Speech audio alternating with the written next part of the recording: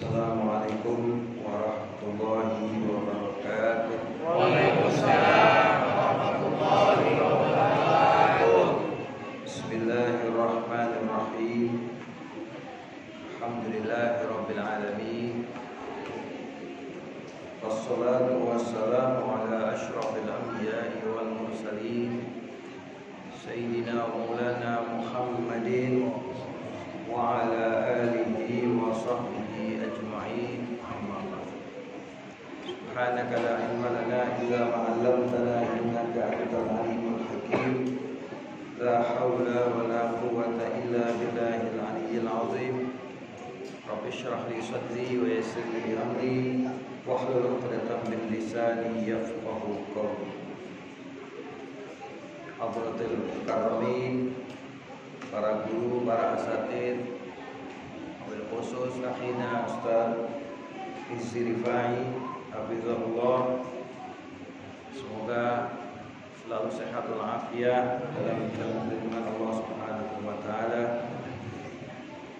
Para pengurus DKM Masjid Al-Manar dan para jamaah sekalian, bapak-bapak, ibu-ibu, remaja, putra dan putri serta adik-adik sekalian yang insya Allah selalu dalam limpahan rahmat Allah Subhanahu wa taala. Amin. Para jemaah sekalian, dalam kehidupan kita bermasyarakat dan bersosial, kita menemukan satu kenyataan, bahkan sudah menjadi sunnatullah, bahwa setiap ada individu lebih dari satu, maka dibutuhkan kepemimpinan. Dibutuhkan pemimpin yang mengarahkan bawahannya menuju kepada kebaikan. Bahkan Allah Subhanahu wa taala menunjukkan kepada kita, dan kita saksikan sehari-hari, jangankan daripada bangsa manusia, pada bangsa hewan saja kita menemukan bagaimana hewan itu punya pemimpin di antara mereka. Di satu sarang semut maka akan ditemukan ratu semut. Di rumah rayap ada ratu rayap. Di mana saja, sampai kita kenal ada istilah raja rimba, raja hutan. Artinya apa? Artinya setiap orang, siapapun dia, bahkan hewan sekalipun, membutuhkan pemimpin yang mengarahkan kehidupan. Apalagi manusia yang dari awal kita diciptakan oleh Allah Subhanahu wa taala, sebagaimana disebutkan dalam surat Al-Baqarah ayat 30, A'udzu billahi minasyaitonir rajim. Wa idz qala rabbuka lil malaikati inni ja'ilun fil ardi khalifah. Allah panjangan kolak. Wa idz qala rabbuka lil malaikati inni ja'ilun fil ardi khalifah. Qalu ataj'alu fiha man yufsidu fiha wa yasfiku dima' wa nahnu nusabbihu bihamdika wa nuqaddisu lak. Qala inni a'lamu ma la ta'lamun. Ini ayat monumental sekali. Jika Allah Subhanahu wa taala berkata kepada malaikat, aku akan menjadikan di bumi ini khalifah, yaitu Nabiullah Adam alaihi. Qalu ataj'alu fiha man yufsidu biha. Malaikat bertanya, ya Allah, apakah engkau bermaksud untuk menciptakan di bumi itu orang yang berbuat kerusakan? Wa nahnu nusabbihu bihamdika wa nuqaddisu lak. Sedangkan kami selalu bertasbih dan selalu memuji Engkau, selalu mensucikan namamu. Qala inni a'lamu ma la ta'lamun. Allah mengatakan, aku lebih tahu apa yang tidak engkau ketahui. Jadi Nabi Adam itu memang sudah diciptakan sebagai khalifatullah fil ardh, khalifah Allah di muka. Ketika Nabi Adam nanti kemudian turun ke muka bumi, jangan dibilang karena Nabi Adam berbuat dosa. Boleh. Nabi Adam hanya menjalankan skenario-nya Allah, bahwa dari awal diciptakan Nabi Adam memang untuk menjadi khalifah di muka bumi, bukan di surga. Para hadirin sekalian, kemudian kepemimpinan Nabi Adam ini berlanjut kepada keturunan-keturunan. Sampailah kepada Rasul yang pertama yang namanya Nabi Nuh alaihissalam, adalah pemimpin bagi umatnya. Meskipun di zaman itu sistemnya belum terlalu hebat seperti belakangan ini. Kemudian nanti muncul lagi di zaman berikutnya Nabiullah Ibrahim alaihissalam. Di situ baru mulai terjadi Nabi Ibrahim berhadapan dengan raja kafir yang namanya Namrud. Menurut para ulama, Namrud adalah di antara 4 dari raja terbesar sepanjang sejarah. Dan itulah yang dihadapi oleh Nabiullah Ibrahim alaihissalam. Nabiullah Ibrahim menghadapi Raja Namrud yang satu kejamnya luar biasa, yang dua ini yang lebih parah, dia mengaku sebagai Tuhan. Raja Namrud mengaku sebagai Tuhan. Nabi Ibrahim dihadapkan kepada Raja Namrud, disidang oleh Raja Namrud, dan disitulah terjadi apa yang disebut mujadalah atau perdebatan. Ketika Nabi Ibrahim mengatakan, Rabbiyalladzi yuhyi wa yumiit, Tuhanku yang menghidupkan dan yang mematikan. Namrud berkata, qala ana uhyi wa umiit, saya juga menghidupkan dan mematikan. Seakan-akan dia adalah Tuhan. Dia ambil tahanan, dia bunuh tahanan itu. Tuh, saya bisa mematikan kan? Akhirnya Nabi Ibrahim tidak putar akal. Nabi Ibrahim kemudian berkata lagi kepada Raja Namrud, qala fa inna Allaha ya'ti bisyamsi minal masyriqi wa a'ti biha minal maghribi fa buhital ladzi kafar. Kata Nabi Ibrahim, wah, Namrud ini akal-akalan, menghidupkan dan yang mematikan cuma membunuh doang. Itu mau nggak usah Tuhan juga bisa kalau bunuh orang. Preman pasar juga bisa, betul atau tidak? Betul. Itu masih coba coping juga bisa, ya. Preman pasar cuma bunuh orang, ngaku jadi Tuhan, menghidupkan dan memati. Jadi hidupnya kalau saya biar hidup, mati kalau saya bunuh. Ini namanya ngadepin pemimpin yang licik. Nabi Ibrahim bilang, kalau begitu Tuhan saya, Allah Subhanahu wa Ta'ala, dan Tuhan kita semua itu menerbitkan matahari pada waktu pagi dari timur. Sekarang kalau Tuhan Raja mengaku sebagai Tuhan, tolong besok pagi matahari terbitnya dari barat. Abu kita dari kafar, diam semua mereka yang ingkar kepada Allah Subhanahu. Akhirnya kalah debat, kalah bicara, bikin tungku api, konon tingginya berapa meter, kali persegi, diisi bara, diisi api, bakar, apinya gede sekali. Nabi Ibrahim dicemplungin ke dalam. Tapi dengan izin Allah Subhanahu wa Ta'ala, Allah berfirman, ya naru kuni bardan wa salaman ala Ibrahim. Wahai api, jadilah engkau dingin dan keselamatanlah atas Nabi Ibrahim. Ada kisah lagi yang kedua bagaimana berhadapan dengan pemimpin, yaitu Nabiullah Musa alaihi. Kalau tadi Nabi Ibrahim berhadapan dengan logika dan akal, maka Nabi Musa bertempur dengan kekuatan Fir'aun, karena di zaman itu adalah dominan sihir.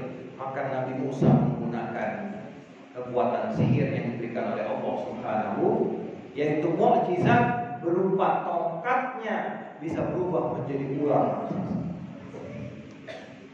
Dan disitulah kemudian para penyihir Fir'aun kemudian beriman kepada Allah Subhanahu wa taala.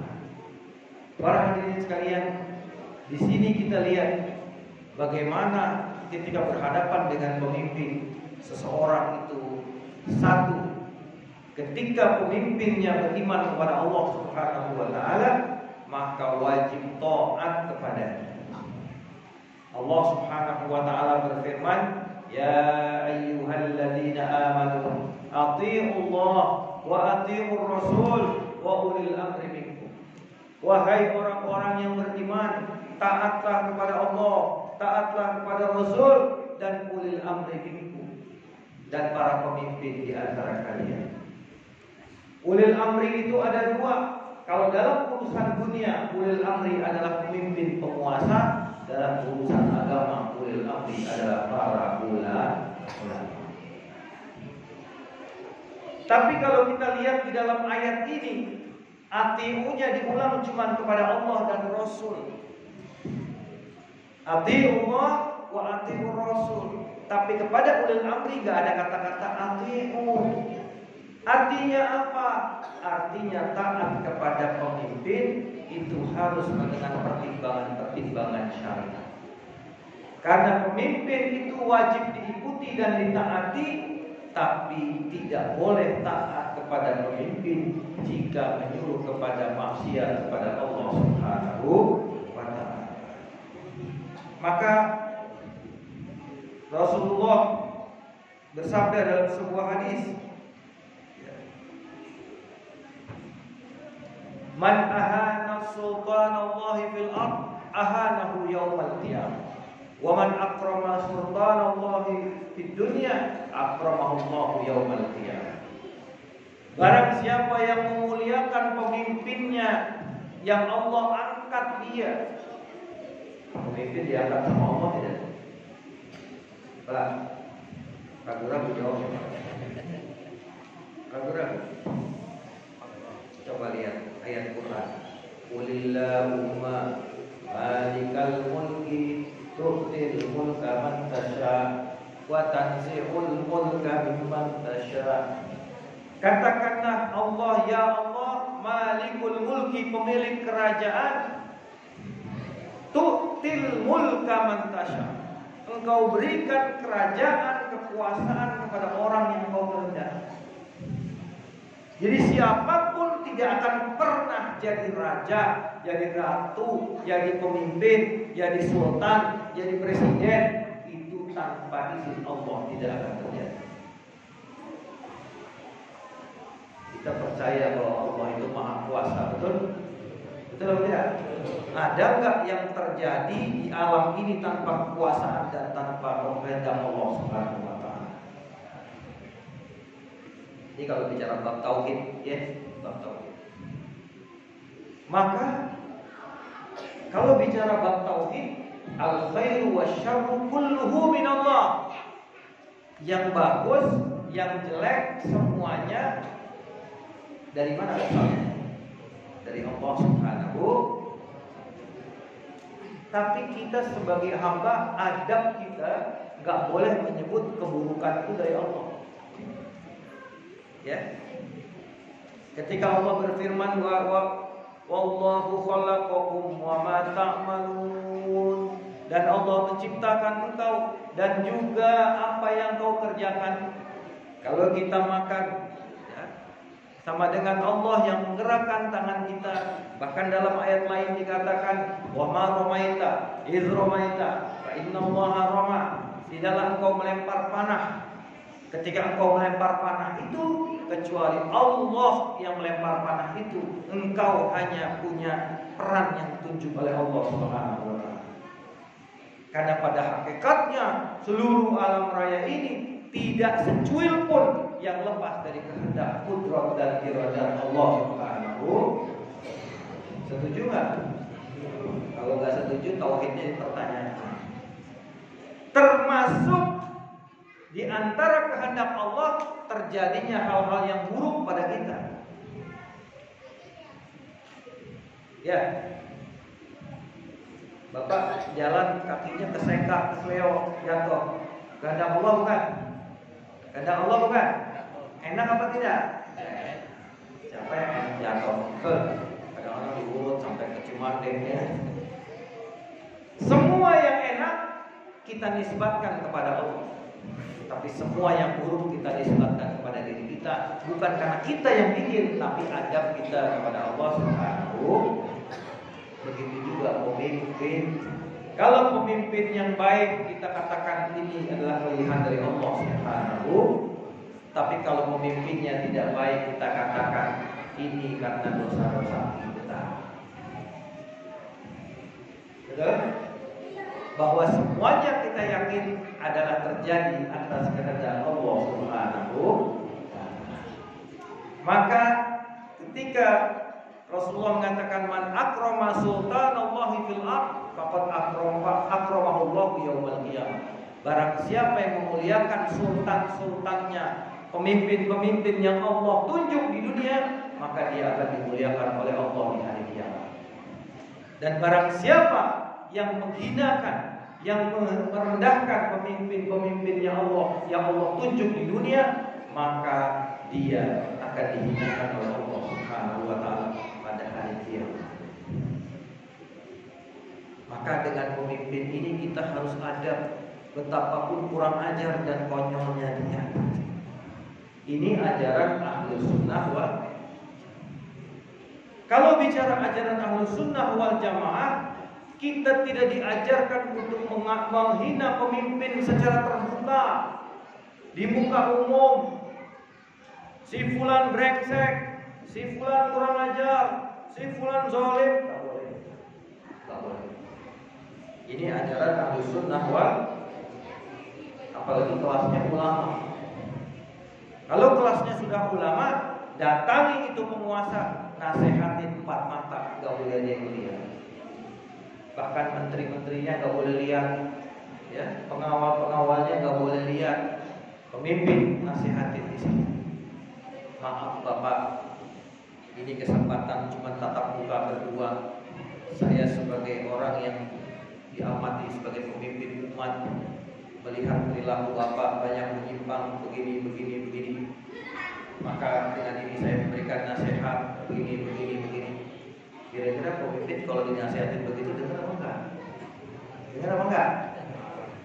Tidak dipermalukan di depan tempat mata berdua. Maka dulu zaman ketika Presiden Soeharto kayak apa galaknya Pak Harto, betul? Oposisi semua ditangkepin zaman itu. Tapi ketika sowan kepada Kiai Ali Maksud di Kerapiak, beliau sedang terbaring di tempat tidur, berdua saja Pak Harto dengan Kiai Ali Maksud Allah yarham, dinasehati pelan-pelan. Maka beliau yang begitu hebat, jenderal bintang 5, ya, jenderalnya bintang berapa? 5. Jenderal paling banyak 5 Pak bintangnya Pak. Kalau 7 puyeng Pak. Betul apa tidak? Ya, kalau bintang 7 puyeng. Nasihatin keluar air mata Pak Harto. Kenapa? Dinasehati dari hati ke hati, secara tertutup, tidak ada nakuahnya. Dia tidak merasa terganggu martabat dia, dinasihati oleh ulama. Dan itulah yang terjadi dari zaman dahulu. Para ulama kita menasihati pemimpin-pemimpin. Kita mungkin tidak tahu, banyak di antara ulama kita yang sudah menjalin komunikasi dengan pemimpin-pemimpin kita, dinasihati dari hati ke hati. Mudah-mudahan dengan itu Allah ubah dia. Betul? Maka ketika saya dapat sebuah hadis, man kariha min amiri syar'an falyasbir Barang siapa yang tidak suka dari pemimpinnya sesuatu, hendaklah dia bersabar. Ini kata Rasulullah. Fa innahu man kharaja minas sultani shibran mata mitatan jahiliyah. Karena barang siapa orang yang kemudian keluar dari pemimpinnya satu jengkal saja keluar dari pemimpinnya, maksudnya keluar dari baiat kepada pemimpinnya, memberontak kepada pemimpinnya, satu jengkal saja kata Nabi, maka dia akan mati dalam keadaan mati jahiliyah. Nauzubillah min.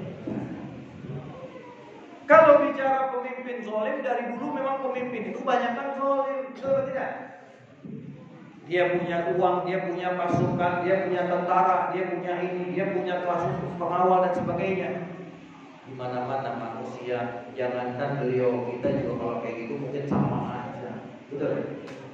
Cuman belum kesempatannya Pak ya.